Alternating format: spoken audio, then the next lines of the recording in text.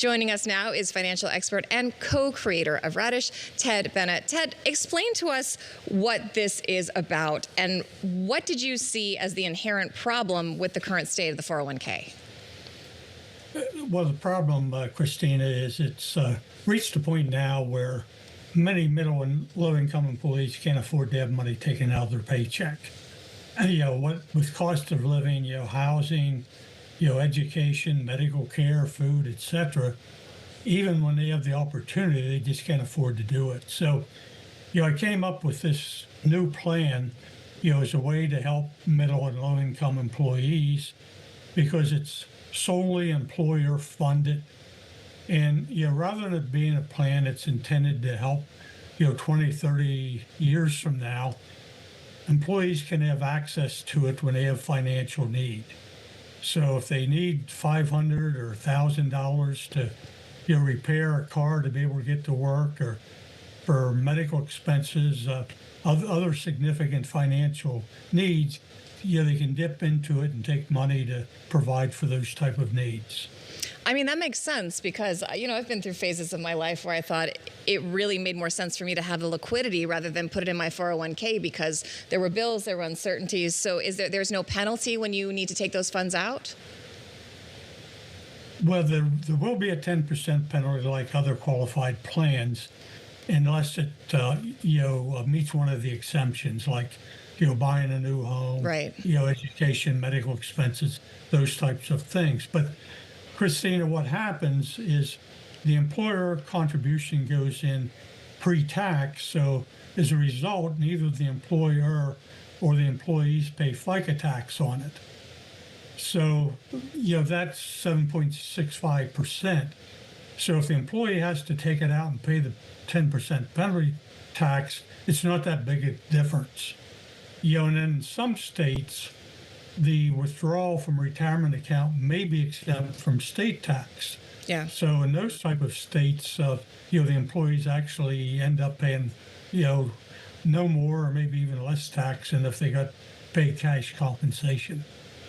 I want to ask you to kind of get retrospective if you're willing to, and as you were designing what became the 401k, if the way that it's played out is in line with what you expected. In other words, this is something that I think benefits a lot of Americans who are kind of middle or higher end earners. Obviously, those who are not able to access it. Is that something that you foresaw or forecasted would happen here? How is the level of access that we've seen, yes, the level of adoption as well, kind of matched with what you anticipated when you were creating that first product so many decades ago? Well, I think 401k definitely worked the way anticipated.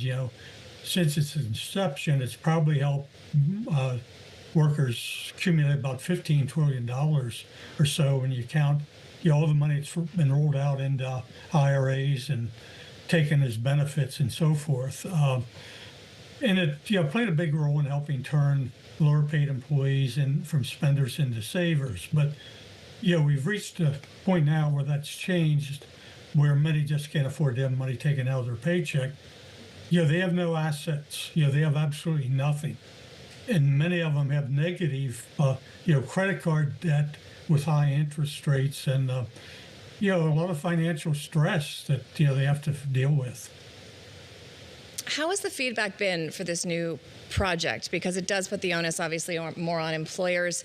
What is the benefit to them for engaging in this kind of product? I know they can reward good behavior, things they like to see from employees. What's the feedback been, and do you think it will get adopted by enough companies to make it viable?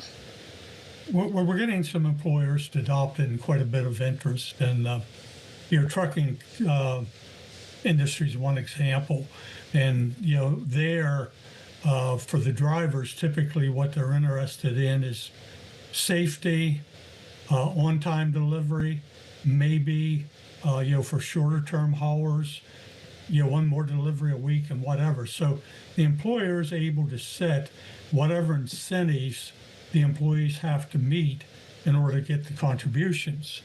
And so the benefit to the company is to improve performance, potentially reduce turnover a bit, those types of things. And, for the employees is to give them additional financial security.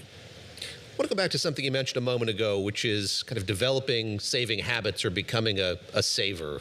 And I'm curious what you've learned over your career about that particular kind of psychology. So obviously the 401k has had an impact on that. People are thinking more seriously, I think, largely about saving for retirement.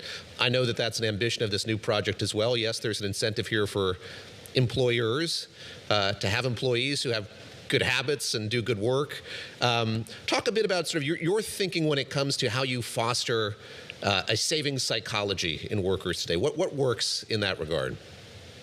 We're definitely 401k, and now the state mandated IRA plans are a big step in that, because it requires employees to take money out of their paycheck before they have the opportunity to spend it. And I know for me personally, many younger employees over the years, retirees as well, have said, hey, look, I want to thank you, for making this available, but because I would have never been able to do this on my own, if I had to do it without the 401k. I'm wondering what your advice would be to some people on the younger side. When I got my first full-time job, I remember all the guys in the office, got to max it out. Max out that 401k, the company matches, this will set you up, you got to do it, you got to do it. When I talk now to people in their 20s who do have full-time jobs, they are reticent to pour a bunch of money into something like a 401k because they're just not sure that that program, the system we know it, is going to be there when they need it decades from now. What would you say to them? Is that a safe bet still if you can do it, or do they have a right to think there's more risk there than there used to be?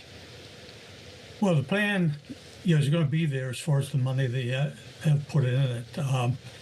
Longer term, Christina, whether things happen to make 401ks be less attractive and for employers to not maintain them, which certainly is a possibility, that wouldn't affect the money that's already been accumulated. So for younger workers, there's no reason for them to be concerned now about the fact that 5, 10, 20 years from now, they may not be able to put money into the plans, have the kind of benefits, going forward that they have now.